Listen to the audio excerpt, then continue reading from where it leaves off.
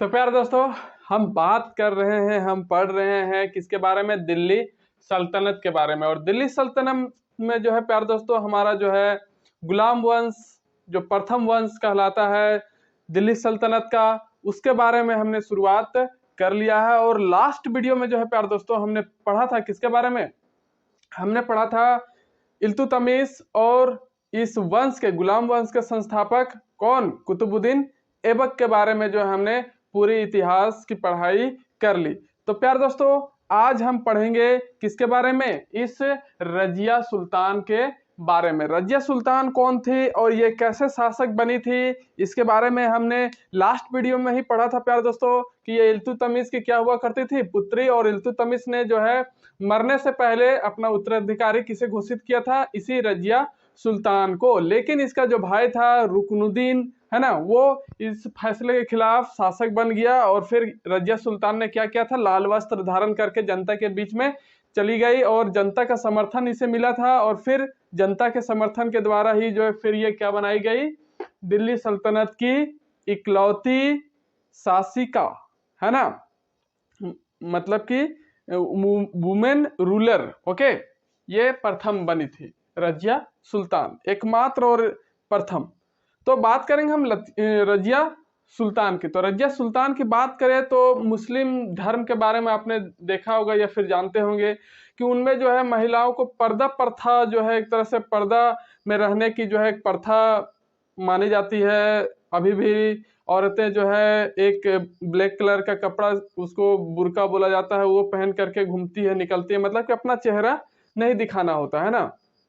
तो ये जो पर्दा प्रथा होता था, पर्दे के पीछे रहा करती थी मुस्लिम महिलाएं, उस पर्दा को, प्रथा को तोड़ करके ये जो रजिया सुल्तान थी, है ना, इसने क्या किया? पुरुषों का वस्त्र धारण किया, है ना, पर्दा प्रथा का विरोध करके। तो रजिया सुल्तान ने क्या किया? फर्स्ट अगर हम बात करें तो इसने क्या किया था? पर्दा प्रथा का विरोध। और फिर विरोध करके क्या की? पर्दा का विरोध करके मर्दों के वस्त्र, पुरुषों के वस्त्र धारण की, है ना।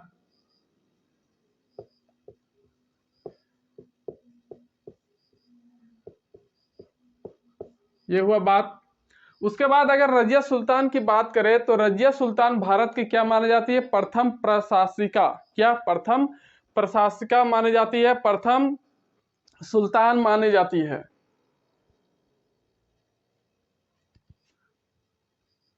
तो ये क्या है? एक प्रथम शासिका, है ना, शासिका एवं एक मात्र सुल्तान। सुल्तान तो बहुत थे लेकिन सब क्या थे? पुरुष थे, महिला में कोई भी नहीं थी। तो एकमात्र क्या मानी जाती है? प्रथम शासिका। और भारत के इतिहास में प्रथम शासिका और एकमात्र महिला सुल्तान आप यहां लिख सकते हैं, ब्रैकेट में लिख लीजिए, महिला के रूप में, है ना। तो इस तरह से पर्दा प्रथा का इसने क्या किया? विरोध किया और मर्दों के वस्त्र धारण करने लगी। और फिर प्रथम मुस्लिम शासिका कहें या फिर भारत की शासिका कहें और एकमात्र मुस्लिम या फिर महिला सुल्तान कह सकते हैं, ये बनी कौन? रजिया सुल्तान, है ना, जिसने जो है 1236 से लेकर 1240 ईस्वी तक जो है शासन किया था, है ना। तो इसके बाद अगर बात करें तो जैसे ही रजिया सुल्तान शासक बनी, है ना, तो फिर इसके खिलाफ जो हो गया था, इसका जो दूसरा भाई था कौन? बहराम शाह। बहराम शाह जो है इसके खिलाफ क्या करने लगा? रणनीति बनाने लगा। और जो 40 दल चालीसा हुआ करता था, है ना, 40 सरदार हुआ करते थे दल चालीसिका के, तो उन सबको जो है दल चालीसाओं को जो है इसने क्या कर लिया था? बहराम शाह ने अपनी तरफ मिला लिया था, अपनी तरफ कर लिया था। मतलब कि उनको जो है रजिया के खिलाफ क्या कर दिया गया था? भड़का दिया गया था कह सकते हैं। और अपने ग्रुप में उनको शामिल कर लिया था। कौन? बहराम शाह, इसका जो भाई था, है ना। और ताक फिराक में रहता था कि कब जो है रजिया को उसके गद्दी से हटा करके खुद क्या करना है, सुल्तान बन जाना है। तो इस तरह से जब ये शासक बनी कौन, रजिया सुल्तान, तो रजिया सुल्तान के दो विश्वास पात्र हुआ करते थे, मतलब कि दो ऐसे लोग थे जो इसके विश्वासी थे, इसके खिलाफ काम नहीं करते थे, है ना। तो उनका नाम क्या था, दो विश्वास पात्र इसके,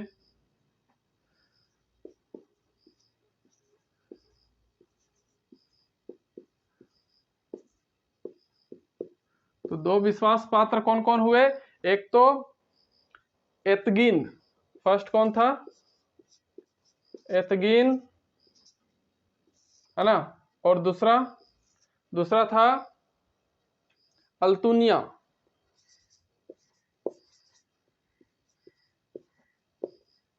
है ना।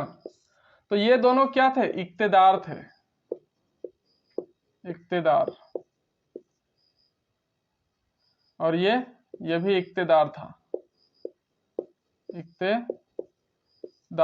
तो ये जो एतगिन था कहाँ का इक्तेदार हुआ करता था, ये एक दिन बदायूं का, है ना, कहाँ का, बदायूं का, जहां पर इल्तुतमिश राज्यपाल बना था, है ना, जहां पर उसको राज्यपाल के तौर पर नियुक्त किया गया था, किसके द्वारा, कुतुबुद्दीन ऐबक के द्वारा। तो बदायूं का जो है इक्तेदार कौन हुआ करता था, एतगिन, और अल्तुनिया जो है कहाँ का इक्तेदार हुआ करता था, पंजाब का, भटिंडा का, है ना, भटिंडा,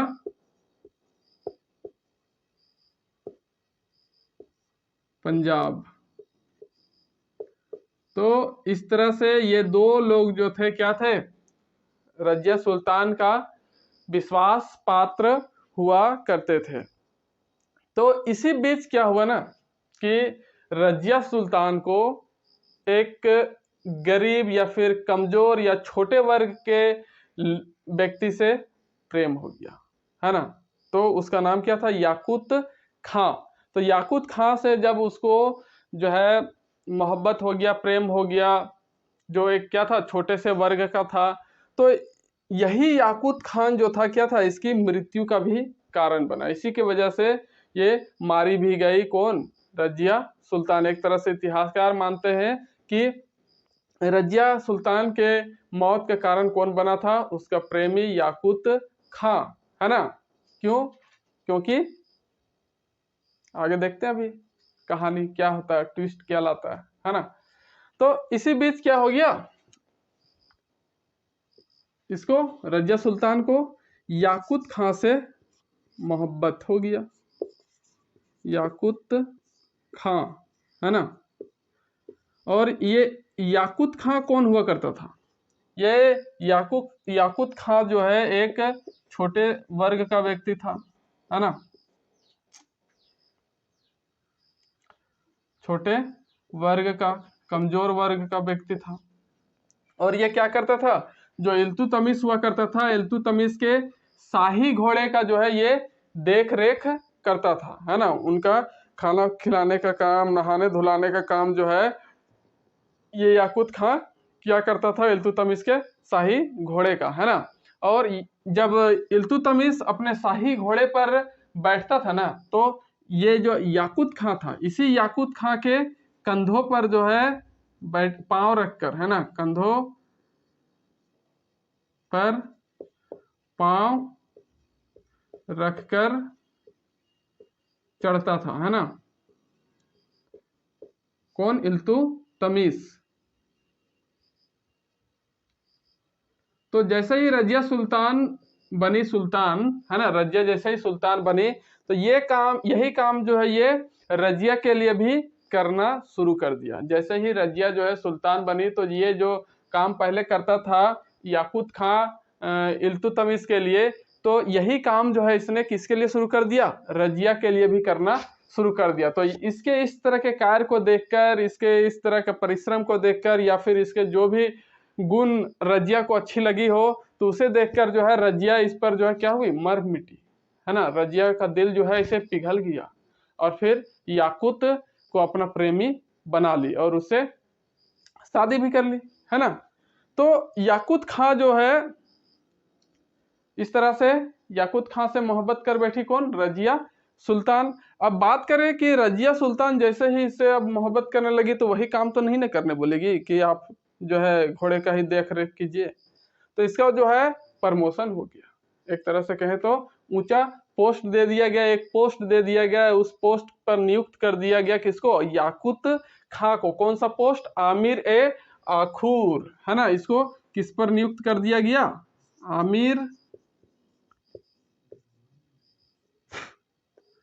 आमिर ए आखूर पोस्ट पर जो है पद पर नियुक्त किया गया, किसके द्वारा, रजिया के द्वारा।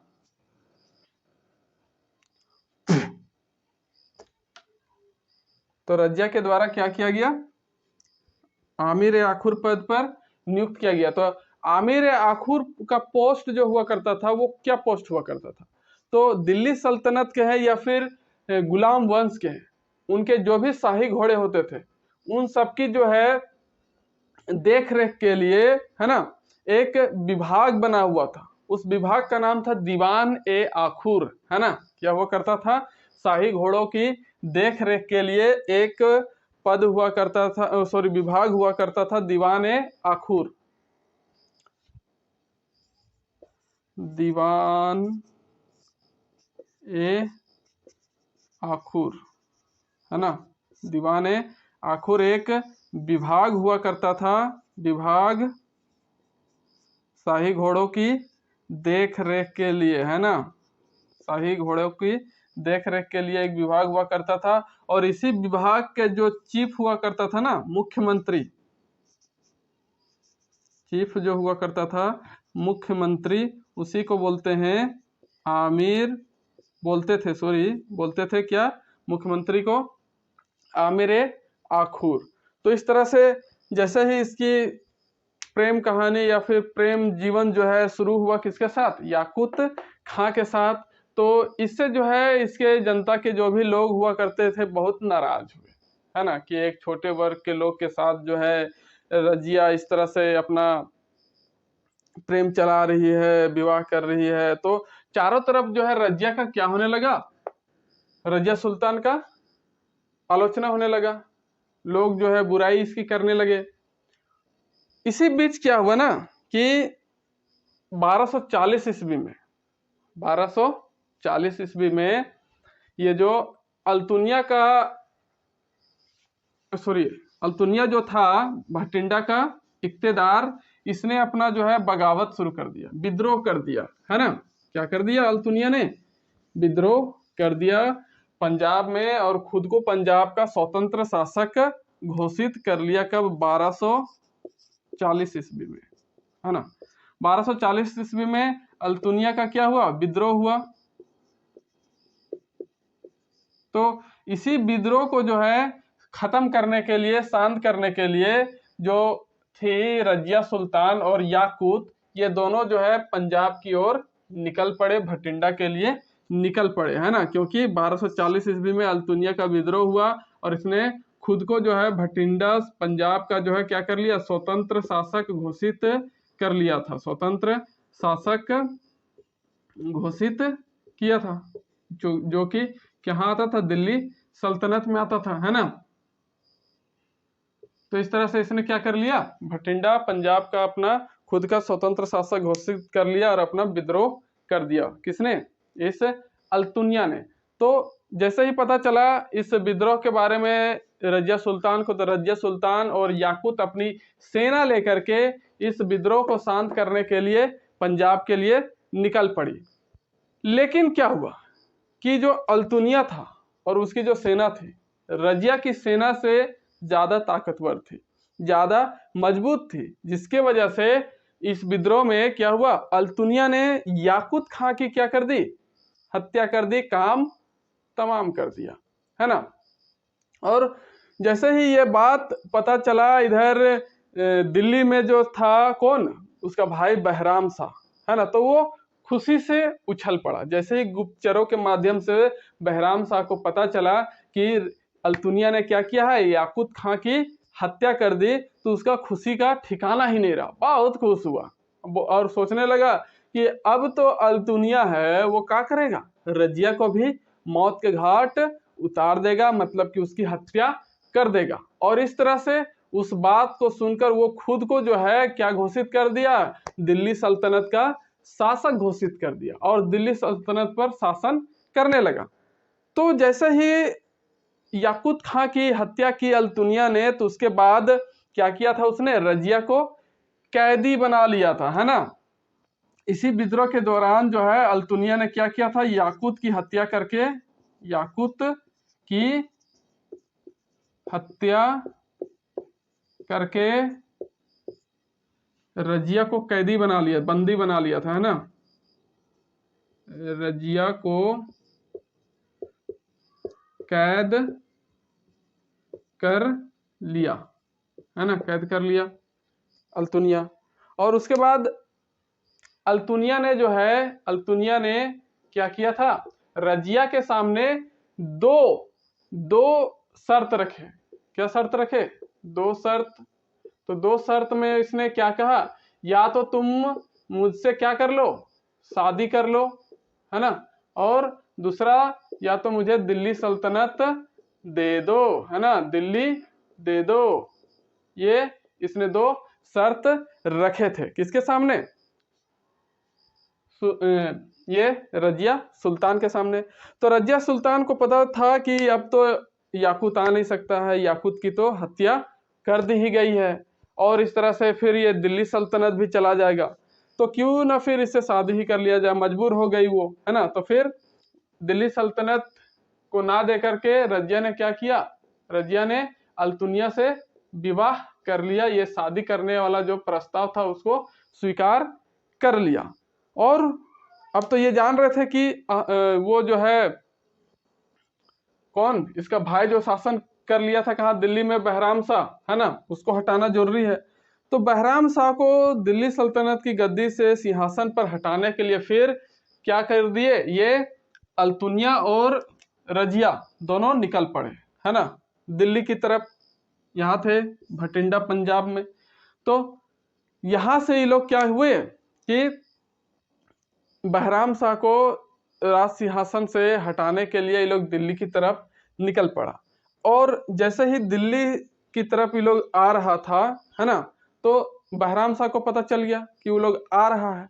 तब उसने अपने जो दल चालीसा के सरदार हुआ करते थे उनको आदेश दिया कि जाइए और उनको बीच रास्ते में ही मार दीजिए, बीच रास्ते में जो है उनकी हत्या कर दीजिए। तो इस तरह से जब ये दिल्ली के लिए आ रहे थे रजिया और ये अल्तुनिया, तो ये रात हो गई। ऐसे थोड़ी ना कि एक दिन में निकले, पहले हेलीकॉप्टर में, कार में नहीं आते थे। तो उस टाइम घोड़ों हाथी से ऐसे चलते थे। तो बीच रास्ते में जो है क्या हो गया, रात हो गया। तो रात हो गया तो उनको वहां रात गुजारना पड़ा, रुकना पड़ा। तो उन लोगों ने जो है कहाँ रुका था, हरियाणा के कैथल में, है ना। जब ये निकल पड़े थे तो हरियाणा के कैथल में जो है रात बिताने के लिए रुके, है ना, रात बिताने के लिए रुके, या फिर कह सकते हैं कि रात में रुके। तो इसी का फायदा उठा करके ये जो दल चालीसा के सरदार हुआ करते थे, इनको जो है इस जगह पर चारों तरफ से रात में क्या कर लिया, घेर लिया। चारों तरफ से क्या किया, घेर लिया। और फिर इनकी यहीं पर जो है हत्या भी कर दी, किसकी, इस रजिया सुल्तान की और अल्तुनिया दोनों की जो है हत्या कर दी। किन्होंने, दल चालीसा के सरदारों ने। और इस तरह से रजिया सुल्तान और अल्तुनिया की जो है कहानी खत्म हो गई, है ना। और इस तरह से कह सकते हैं कि 1240 ईस्वी में ही रजिया सुल्तान की मृत्यु हुई। और इसका जो कब्र है ना, वो कहाँ है, इसकी कब्र टॉम इसी कैथल में ही है ना।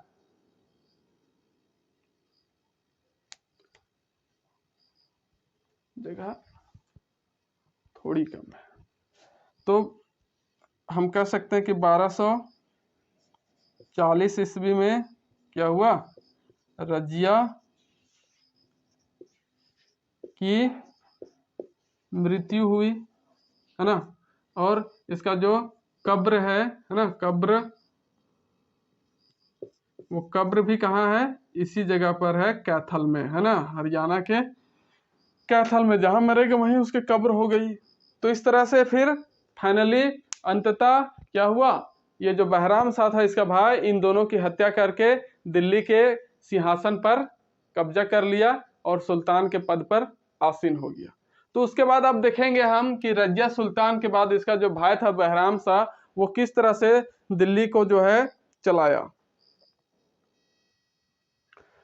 तो प्यारे दोस्तों, जैसे ही बहराम शाह जो है रजिया सुल्तान की हत्या कराकर खुद जो है सुल्तान बन बैठा, तो इसके बाद क्या हुआ कि जिस तरह से इसने जो है, इसने सोचा कि जिस तरह से मैंने, है ना, कि दल चालीसा की मदद से रजिया सुल्तान को हत्या करके खुद सिंहासन पर बैठा हूँ, तो इसी तरह से कोई और जो है इन दल चालीसा की मदद से क्या कर सकता है, मुझ पर भी जो है षड्यंत्र रच करके मेरी हत्या कर सकता है। इसलिए जो है इसने क्या किया, उन दल चालीसाओं के ऊपर जो है बेहतरीन ढंग से कंट्रोल करने के लिए, नियंत्रण स्थापित करने के लिए इसने अपने एक सबसे पसंदीदा या फिर कहे कि सबसे विश्वास पात्र व्यक्ति को जो है उन दल चालीसाओं का क्या किया, सरदार, मुखिया नियुक्त कर दिया, अधिकारी नियुक्त कर दिया। तो और इस तरह से एक नए पद का जो है इजाद किया, नए पद का जो है फॉर्मेशन किया। उस पद का नाम क्या था, नायब ए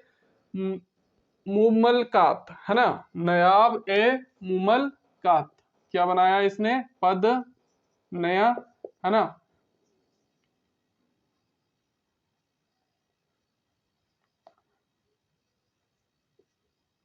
नायब ए मुमल कात, है ना, क्या बनाया, नायब ए मुगल कात।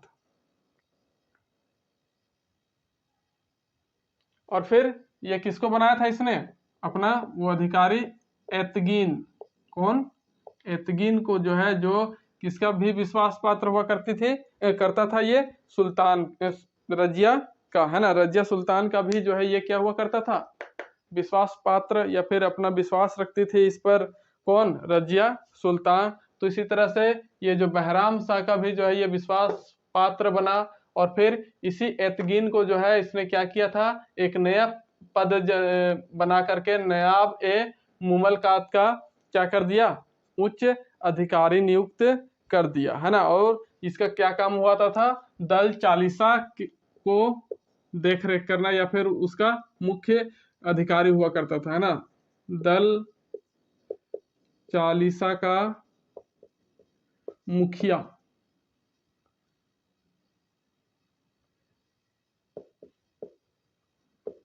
ओके, ताकि जो है बिना मुखिया के पूछे कोई भी काम जो है दल चालीसा ना कर सके।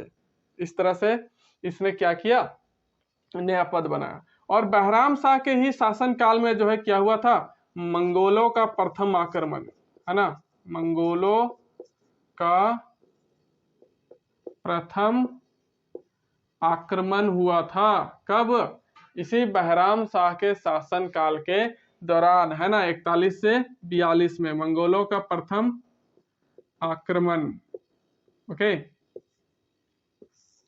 ये बात आप याद जरूर रखिए। उसके बाद बहराम शाह का जो है मात्र 2 साल रहा शासन काल इसका चला। उसके बाद जो है एक और शासक बना जिसका नाम था मसूद शाह। क्या था, मसूद शाह, जो है वो 42 से 46 तक रहा, है ना। मसूद ज्यादा फेमस नहीं रहा ये मसूद शाह, है ना। कब से, 1242 से 1246 ईस्वी तक इसने शासन किया। कौन, मसूद शाह। और ये मसूद शाह जो था ये कौन हुआ करता था, ये जो इल्तुतमिश का प्रथम बेटा था, जिसकी हत्या करवाई थी किसने, रजिया सुल्तान ने, है ना। तो रजिया सुल्तान ने जिसकी हत्या करवाई थी वो कौन था, रुकनुद्दीन शाह था, है ना। रुकनुद्दीन फिरोज शाह का बेटा था ये, और यही बहराम शाह का भतीजा, है ना। इसका क्या था ये भतीजा और रुकनुद्दीन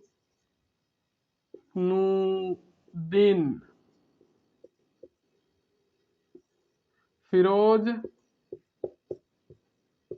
शाह का पुत्र भी था। बस इसके बारे में इतना ही जानना है, इसने कोई खास काम नहीं किया। उसके बाद बहराम शाह के बाद बनता है कौन, इसका अगला नसरुद्दीन मोहम्मद है ना, या फिर नसरुद्दीन महमूद जो है ये अगला शासक बनता है दिल्ली सल्तनत का, जो किसका वंश का हुआ करता था, इल्तुतमिश के ही वंश का हुआ करता था, नसरुद्दीन महमूद है ना। तो अब हम बात कर लेते हैं नसरुद्दीन महमूद की।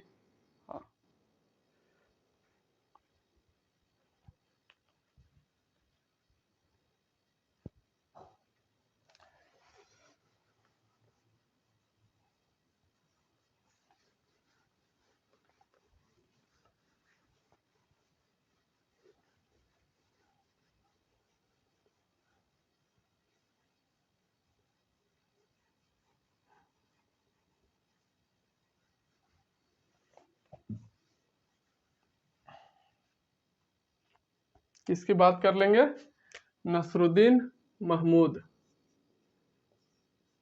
नसरुद्दीन महमूद, ओके। तो अगर इस नसरुद्दीन महमूद की बात करें तो बहुत ही घटिया किस्म का आदमी निकला ये, अगला दिल्ली सल्तनत के गुलाम वंश का है ना। नसरुद्दीन महमूद जो है ये क्या था, 1246 से 1265 ईस्वी तक, 1246 से लेकर 1265 ईस्वी तक जो है इसने शासन किया। कहाँ, दिल्ली सल्तनत में गुलाम वंश के शासक के तौर पर। लेकिन ये जो है क्या था, जैसे ही ये शासक बना तो शासक बनने के बाद जो है इसने अपना वजीर नियुक्त किया था, किसको, बलबन को। किसको, बलबन को जो है इसने अपना वजीर बनाया था, है ना। वजीर मतलब कि अपना प्रधानमंत्री बनाया, किसको, बलबन को, है ना। कौन, ये नसरुद्दीन महमूद है ना। और इस बलबन को ही जो है इसने उपाधि दिया था, किस चीज की उपाधि भैया, इसने जो है उपाधि दी थी उलूग खां। कौन सी खां, उलूग खां की जो है उपाधि इसने दिया था बलबन को, ओके। तो इस तरह से जब ये नसरुद्दीन मोहम्मद जो है शासक बना तो इसने अपना जो है सारा कार्यभार संभालने के लिए किसको दे दिया, इस बलबन को दे दिया, है ना। और सब कुछ कार्यभार दे दिया, नाम का अपना राजा रहा और भैया अपना मौज मस्ती करता रहा, है ना। और ये जो बलबन था बहुत ही चतुर होशियार था, मतलब कि ये राजा तो इसको बोला भैया जाओ तुम चारों तरफ जो है देख रेख करो, प्रजा को संभालो, मुझे तो है जिंदगी ऐसो आराम की जीने दो। तो इसी दौरान जो है चारों तरफ जो है अधिकार दिल्ली सल्तनत में किसका हो गया, इस बलबन का हो गया। बलबन जो है अपना सारा कार्यभार अपने नाम से करने लगा, चारों तरफ जो है लोग इसी को पहचानने लगे, राजा कौन है उसे कोई मतलब नहीं, है ना। तो इस तरह से हर जगह पर अधिकार किसका हो गया, इस बलबन का हो गया, है ना। तो इस तरह से बलबन के बारे में कहा जाता है कि बलबन जो है इस वंश में, गुलाम वंश में जो है 40 वर्षों तक शासन किया था। एक तो 20 साल प्रधानमंत्री बन करके और 20 साल इसके मरने के बाद शासक बन करके। तो इस तरह से चूंकि ये तो शुरू में बनाया गया था सिर्फ वजीर, है ना, और नाम का ही रहा नसरुद्दीन महमूद, है ना, और बलबन ही जो है उसका सारा संभालने लगा। उसके बाद कहा जाता है प्यारे दोस्तों कि ये जो दिल्ली सल्तनत की गुलाम वंश थे ना, इस वंश को एक और वंश के भी नाम से जाना जाता है। कौन सा वंश, इस वंश को जो है माना जाता है इलबारी वंश, है ना। मतलब कि इलबारी वंश, ये नसरुद्दीन महमूद जो है इसके शासन काल तक जो है क्या कहा जाता है, इस वंश को, गुलाम वंश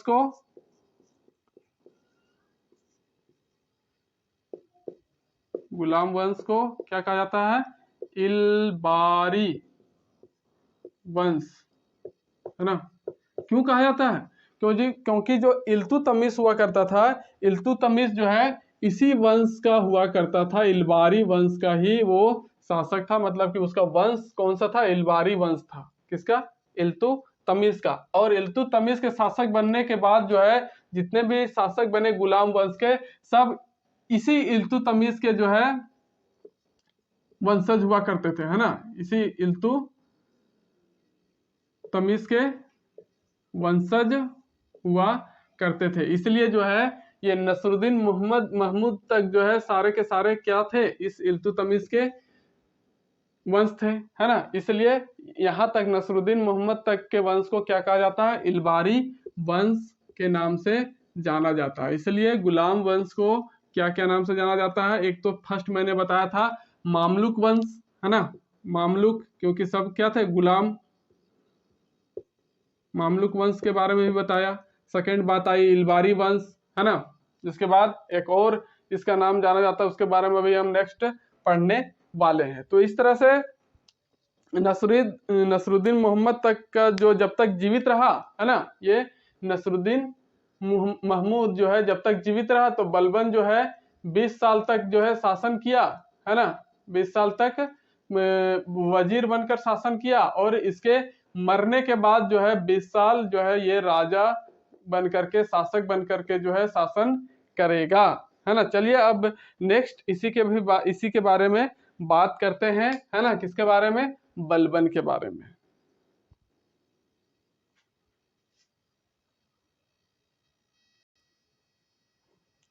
तो प्यारे दोस्तों अब बात करें गियासुद्दीन बलबन की, जो प्रधानमंत्री हुआ करता था। किसका? नसरुद्दीन महमूद का हुआ करता था। तो इसने जो है 20 साल उसके प्रधानमंत्री के तौर पर काम करके शासन किया दिल्ली सल्तनत पर, और फिर उसके मरने के बाद खुद क्या बन गया? दिल्ली सल्तनत का सुल्तान बन गया। तो जैसे ही इसने यह सुल्तान बना तो इसने क्या किया? दल चालीसा का अंत कर दिया। सुल्तान बनने के बाद इसने क्या किया? दल चालीसा का अंत कर दिया। ही एबोलिश दल चालीसा, है ना। दल चालीसे का इसने क्या कर दिया? अंत कर दिया। और उसके बाद फिर इसने क्या किया? खुद को जो है ये क्या मानता था? अल्लाह की परछाई मानता था, शैडो ऑफ गॉड, है ना। ये खुद को क्या मानता था? अल्लाह की परछाई, है ना। गियासुद्दीन बलबनवा जो था ये क्या मानता था खुद को? अल्लाह की परछाई, अल्लाह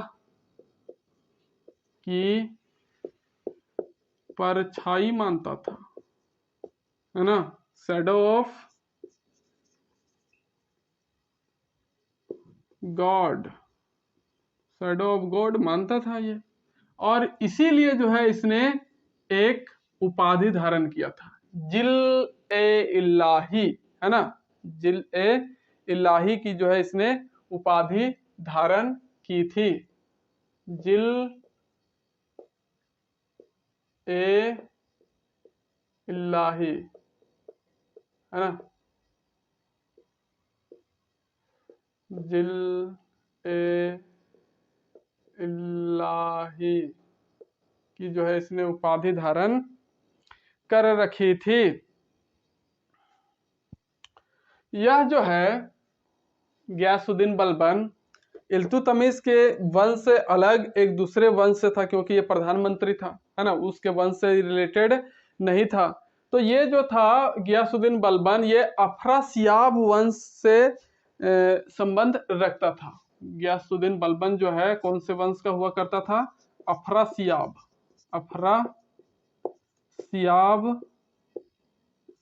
वंश का जो है हुआ करता था। इसलिए जो है इस गुलाम वंश को क्या कहा जाता है?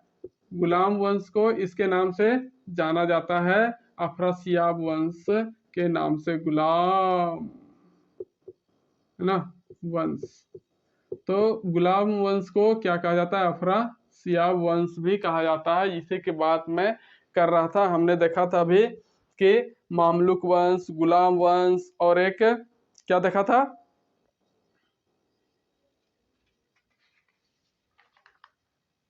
इल्बारी वंश, है ना। तो इस तरह से 4 नाम इसके देखने को मिलते हैं, अफरसियाब, इल्बारी, मामलूक और गुलाम। तो अफरसियाब वंश होने के कारण से ही गुलाम वंश को कहा जाता है अफरसियाब वंश। भी कहीं कहीं आपको क्वेश्चन में पूछा जा सकता है कि इनमें से कौन जो है गुलाम वंश का दूसरा नाम है ना, या फिर गुलाम वंश को निम्नलिखित में से कौन से वंश के नाम से भी जाना जाता है। तो यही कौन है, अफरसियाब वंश। तो इसका जो जिक्र है अफरसियाब वंश का, ये एक शाहनामा पुस्तक है ना। कौन सा पुस्तक, शाहनामा पुस्तक, जिसको किसने लिखा है, फिरदौसी ने। किसने, फिरदौसी के द्वारा जो है लिखी हुई एक पुस्तक है शाहनामा। इसी में जो है इस अफरसियाब वंश के बारे में जो है जानकारी मिलता है, स्रोत एक तरह से आप कह सकते हैं, है ना। तो इसकी जानकारी कहाँ से मिलती है, इस शाहनामा पुस्तक से। फिर ये जो गयासुद्दीन बलबन था, इसने क्या किया कि इसके शासन काल में या फिर इसके राज्य में जितने भी अयोग्य सैनिक थे, है ना, या फिर जिनकी उम्र हो चुकी थी, जो बूढ़े हो चुके थे, उनको जो है इसने क्या किया, सेवानिवृत्त करके उनको पेंशन दे करके हटा दिया, है ना। मतलब कि पेंशन दे करके सेवा निवृत्त कर दिया, है ना। तो इसने क्या किया, अयोग्य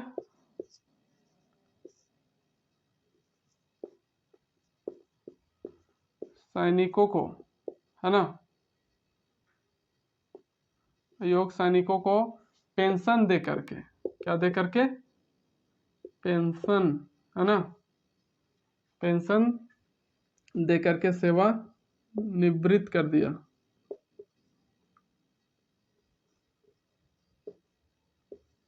है ना। क्या कर दिया, पेंशन दे करके सेवानिवृत्त कर दिया अयोग्य सैनिकों को। इसके बाद जो है ना, इसने लौह एवं रक्त की नीति चलाई। Iron and blood policy was started by Ghiyasuddin Balban.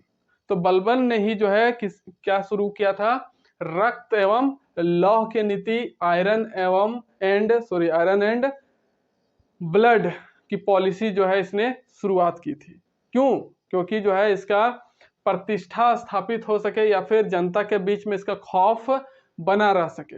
इसका कहने का मतलब है कि जो राजा की बात नहीं मानेगा, है ना, उसको क्या कर दिया जाएगा, उसका सिर तलवार से अलग कर दिया जाएगा। ये था, ये प्रथा कह सकते या फिर नीति, है ना। इसके द्वारा जो है एक नीति थी, कौन सी नीति, रक्त एवं तलवार, है ना, आयरन एंड ब्लड की पॉलिसी जो है इसने शुरू की थी। तो इसके तहत इसने ये क्या करता था, जो राजा की बात नहीं मानेगा, है ना, राजा की बात नहीं मानने वाले को उसका जो है सिर धड़ से अलग, एकदम खतरनाक तरीके से, है ना, काट करके मुंडी अलग कर दिया जाता था। तो क्यों, क्योंकि जो है ये अपना जो है प्रतिष्ठा, अपना मान जो है लोगों के सामने खौफ जो है बना करके रखना चाहता था। और साथ ही साथ इसने जो है एक और चीज की शुरुआत की थी, पाइबोस एवं सिजदा, है ना। क्या, पाइबोस एवं सिजदा जो है ये, या फिर सिजदा एवं पाइबोस की जो है नीति या फिर प्रथा की भी जो शुरुआत किया था, है ना। क्या, आई थिंक ये अब नीचे आपको नहीं दिखेगा, हाँ नहीं दिखेगा भाई, तो मिटा देते हैं।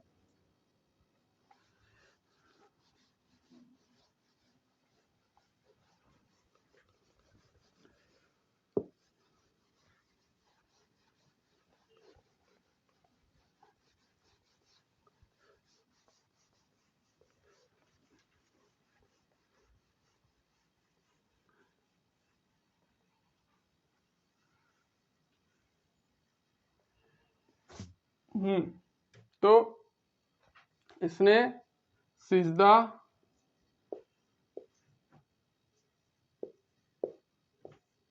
एवं पाइबोस प्रथा की भी शुरुआत की थी। पाइबोस प्रथा, है ना। तो ये जो सिजदा एवं पाइबोस प्रथा था, इसमें क्या होता था ना कि घुटनों के बल बैठ करके राजा से प्रार्थना करना, ये होता था सिजदा का मतलब, घुटनों के बल बैठ करके राजा से प्रार्थना करना। और मतलब कि पूरा ऐसे साष्टांग लेट करके राजा के पांव को चूमना जो होता था, उसी को कहते थे पाइबोस। इस तरह से राजा अपना जो है कह सकते हैं खौफ या फिर अपना वर्चस्व, अपना जो है प्रतिष्ठा बनाने के लिए ऐसा प्रथा की शुरुआत की थी। लेकिन जैसा कि हमने बताया था अभी, आयरन एंड ब्लड की नीति, है ना, रक्त एवं तलवार की जो नीति थी, लौह एवं रक्त की नीति, वो जो है बहुत लंबे समय तक चला। लेकिन जैसे ही शाहजहां का शासन आया ना, है ना, शाहजहां, इसने जो है इस पर भी जो है क्या कर दिया था, प्रतिबंध लगा दिया। प्रतिबंध, है ना, प्रतिबंध लगाया इस पर। और फिर किस पर, वो जो लौह एवं रक्त की जो नीति थी, लौह एवं रक्त की जो नीति थी, इस पर भी जो है इसने प्रतिबंध लगाया। लेकिन जो औरंगजेब था ना, औरंगजेब, समझिए कि कितना समय तक चला ये पूरा दिल्ली सल्तनत जो है, पूरा ये कौन कौन से शासक है। लास्ट में जब मुगल आए, है ना, तो उनके समय में जो है, वो भी लास्ट के शासकों के समय में औरंगजेब के द्वारा जो है क्या किया गया था, इस चीज को, लौह एवं रक्त की नीति को हमेशा के लिए बंद कर दिया गया था, है ना, बंद कर दिया गया। और इस पर भी जो है इसने प्रतिबंध, नहीं प्रतिबंध तो ये लगाया था शाहजहां, है ना, खत्म किया था, सिर्फ इसको बंद करने का काम किया था लौह एवं रक्त नीति को। कौन, ये औरंगजेब। और शाहजहां ने सिर्फ क्या किया था, प्रतिबंध लगाया था कि नहीं ऐसा नहीं होगा ये, और इसने क्या किया, हमेशा के लिए हटा दिया इस नियम को, इस कानून को। तो ये हमने देखा रक्त और लोहे की नीति, है ना, और कौन सा, सिजदा एवं पाइबोस। उसके अगर बात करें प्यार दोस्तों, तो उसके बाद क्या हुआ कि इसने गुप्त सूचना के लिए एक विभाग बनाया था। किसने, है ना, बलबन ने। तो गुप्तचर विभाग की जो है इसने स्थापना किया था, गुप्तचर विभाग, जिसको कहा जाता था,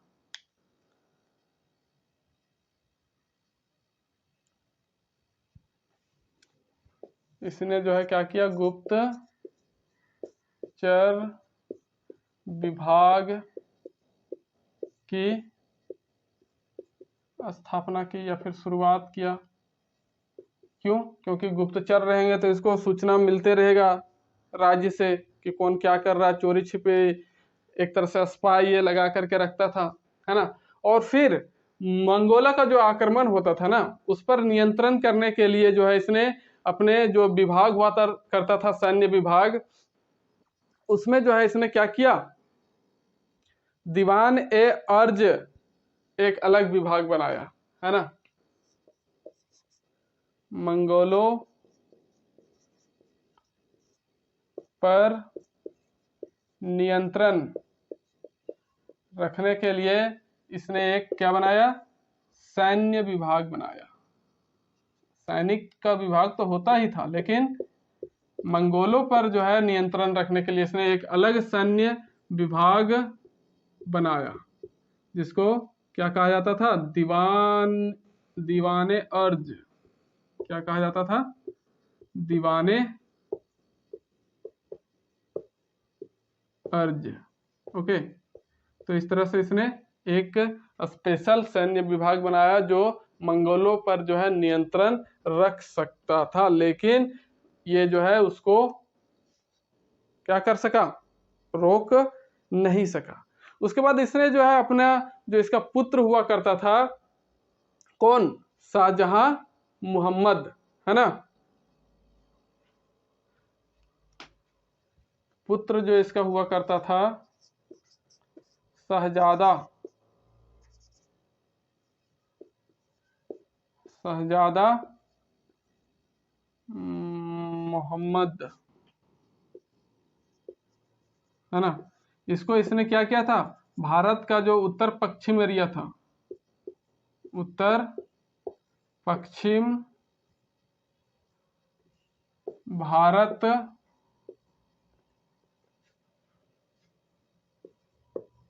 का शासक नियुक्त कर दिया था, है ना। क्या किया था, शासक नियुक्त किया था अपना पुत्र को। कहाँ का, उत्तर पश्चिम भारत का, जिसका नाम क्या था, शहजादा मोहम्मद।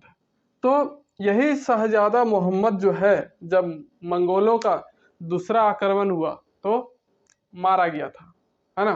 क्या हुआ था, मारा गया था। और इसी के वियोग में जो ये बलबन की भी जो है मौत हो गई थी। और अगर बात करें ये गियासुद्दीन बलबन जो था, इसी के शासन काल में ही जो है भारत का तोता कहे जाने वाले, है ना, तोता ए हिंद कहे जाने वाले जो थे अमीर खुसरो, इनकी साहित्यिक जीवन की जो है शुरुआत इसी के शासन काल में हुई थी, है ना। अमीर खुसरो का साहित्यिक जीवन जो है इसी के शासन काल में शुरू हुआ था। और यही अमीर खुसरो का क्या कहा जाता है, पैरेट ए हिंद, है ना, तोता ए हिंद, तोता ए हिंद के भी नाम से जाना जाता है। तो ये मुख्य रूप से किसके दरबारी कवि हुआ करते थे, अलाउद्दीन खिलजी के। अलाउद्दीन खिलजी के समय में जो ये राज कवि जो हुआ करते थे या फिर दरबारी कवि हुआ करते थे। जब हम पढ़ेंगे अलाउद्दीन खिलजी के बारे में, तब इनके बारे में जो है हम और अच्छे से डिस्कस करेंगे कौन कौन सी इसकी रचनाएं हुआ करती थी। तो इस तरह से पुत्र शहजादा मोहम्मद को जो है इसने क्या बनाया, उत्तर पश्चिम भारत का जो है शासक नियुक्त किया। उसके बाद क्या हुआ, उसके बाद जो है मंगोलों का आक्रमण हुआ। जगह है, हाँ थोड़ा सा है हो। तो 1287 ईस्वी में जो है क्या हुआ,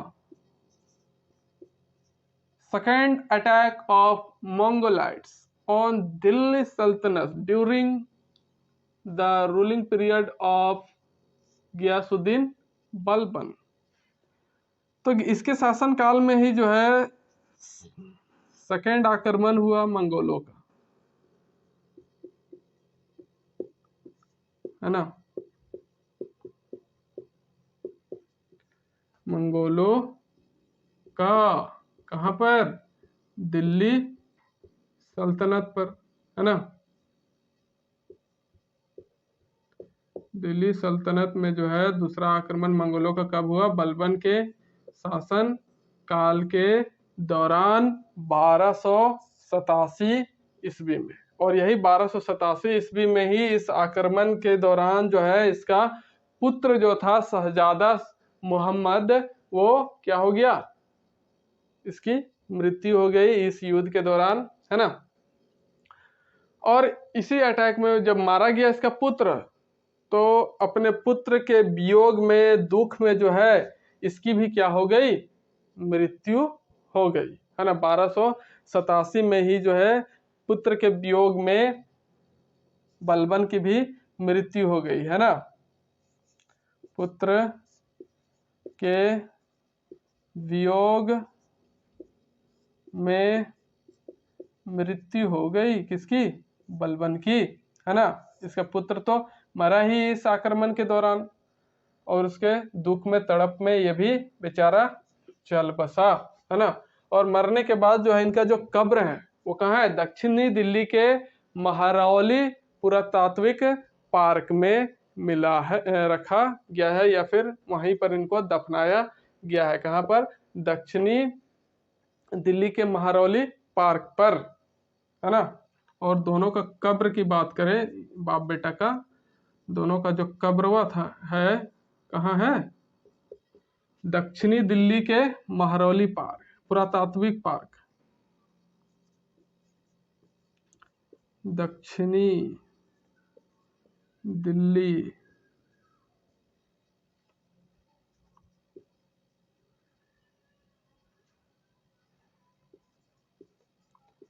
महरौली पुरातात्विक पार्क में स्थित है।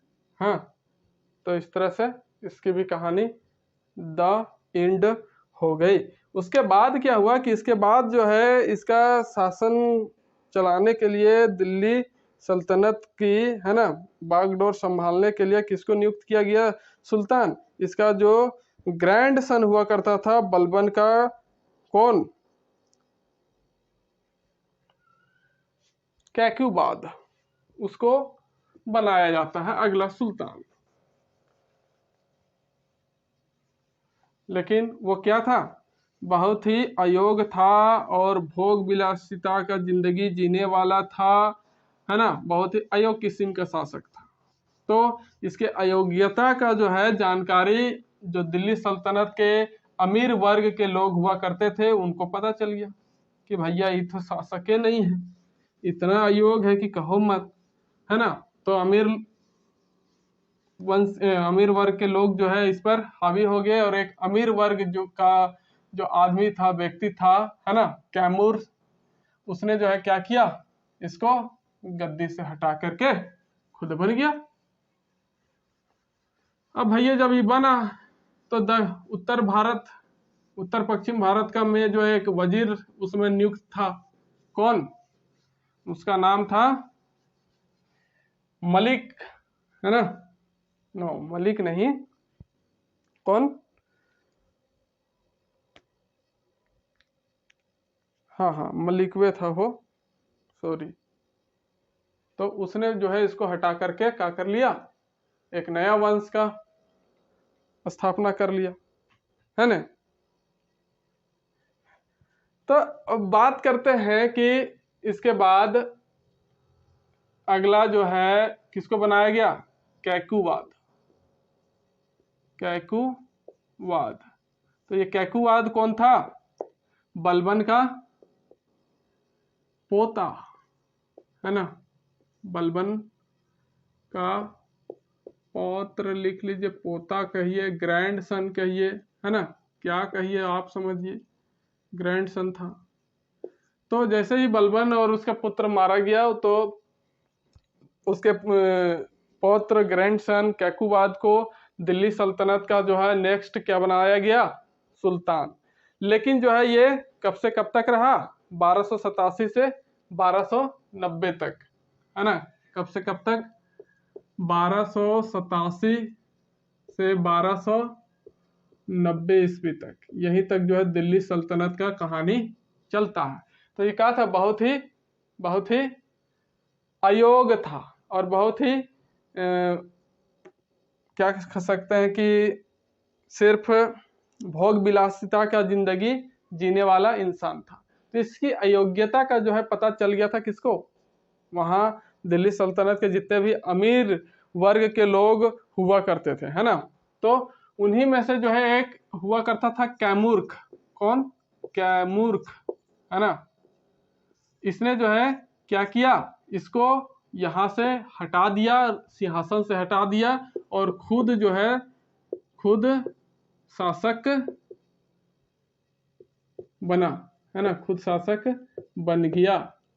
इसको हटा दिया कि भैया तुम्हारी जरूरत नहीं है, यहाँ से निकलो। हाँ, तो फिर ये जो कैमूर्ख था यही जो है क्या माना जाता है? दिल्ली सल्तनत गुलाम वंश का अंतिम शासक, है ना। गुलाम वंश